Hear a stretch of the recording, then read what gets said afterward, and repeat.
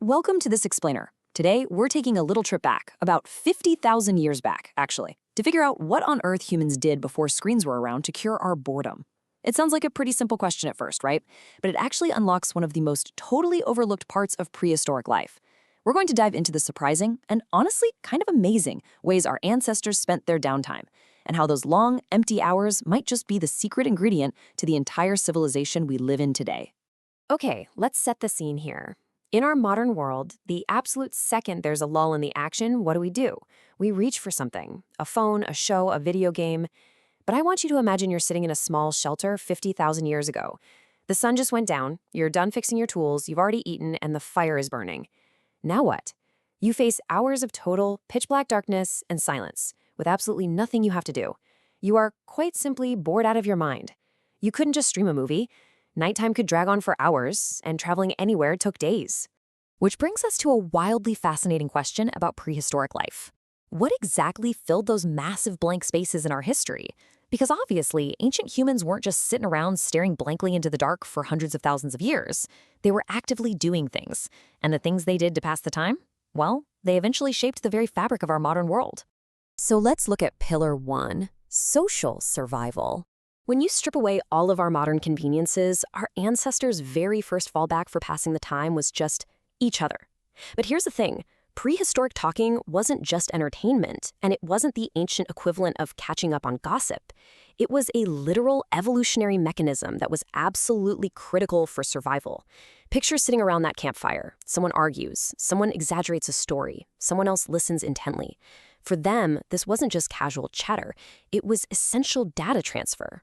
Figuring out who in the group could be trusted, mapping out where the animals were migrating, warning each other about which plants would make you sick, and establishing a shared group identity.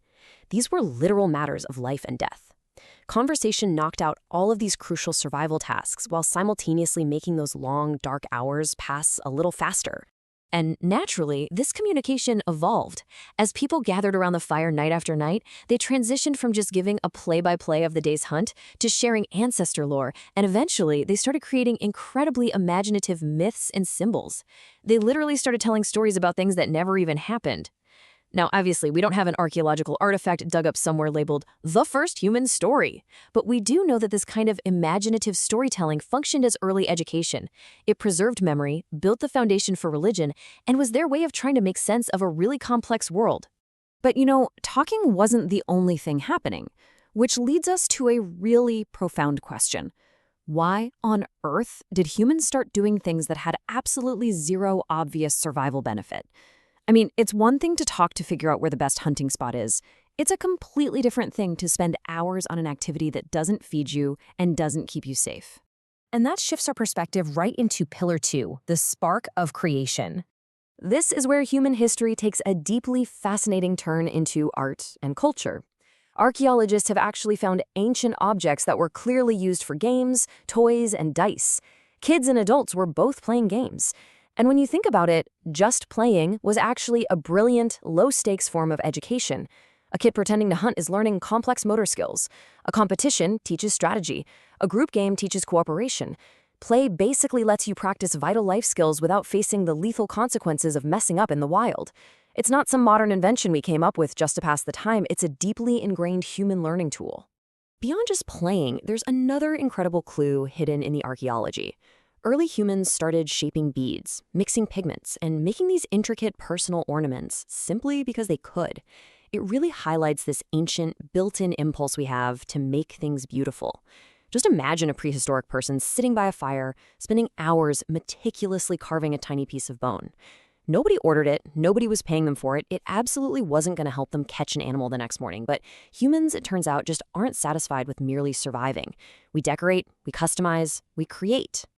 And to really drive home the sheer age of human creativity, 30,000. That is the age, in years, of ancient flutes crafted from bird bones and mammoth ivory that we've discovered in Upper Paleolithic sites. Just try to wrap your head around the incredible dedication it took to literally invent music before music was even a known concept. Seriously, think about the steps involved here. Someone had to painstakingly make the instrument. Then someone had to discover it even produced a sound. Then someone had to experiment with different notes, and someone else had to actually sit there and listen to it all.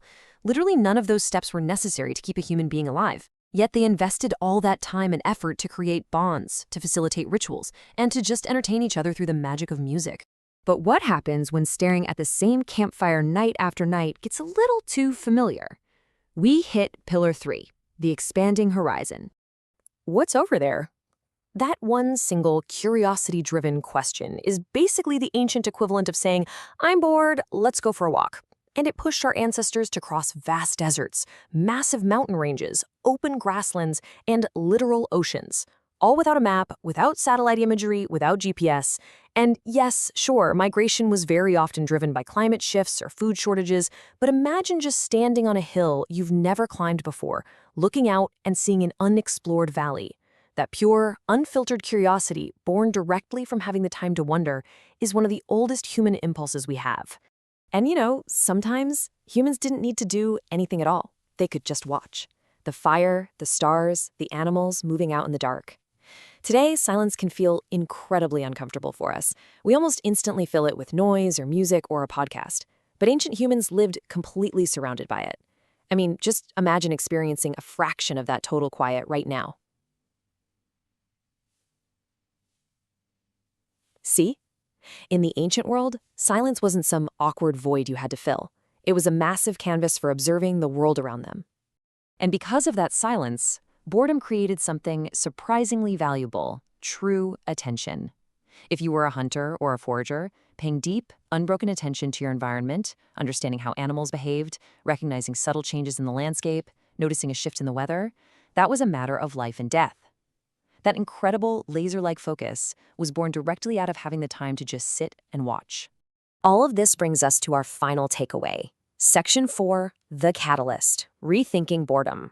We really have to fundamentally rethink our modern relationship with feeling restless. Boredom may actually be a signal. Think of it this way. When your brain isn't getting enough stimulation, it doesn't just power down. It actively prompts you to go search for a new idea, a new activity, a new place to explore, or a new challenge to tackle. It's basically an internal alarm clock pushing you to engage with the world in a different way. That exact restless feeling directly encouraged the fundamental tinkering and experimentation that advanced early humanity. You start wondering, hey, what happens if I smash this stone against this other one? What happens if I throw this weird-looking material into the fire? What happens if I follow those strange animal tracks?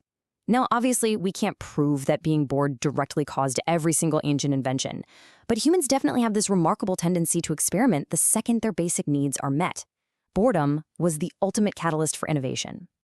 Which brings us to the weird, kind of ironic truth about modern boredom. Today, we literally have more entertainment sitting in our pockets than any civilization in human history, and yet we still feel bored.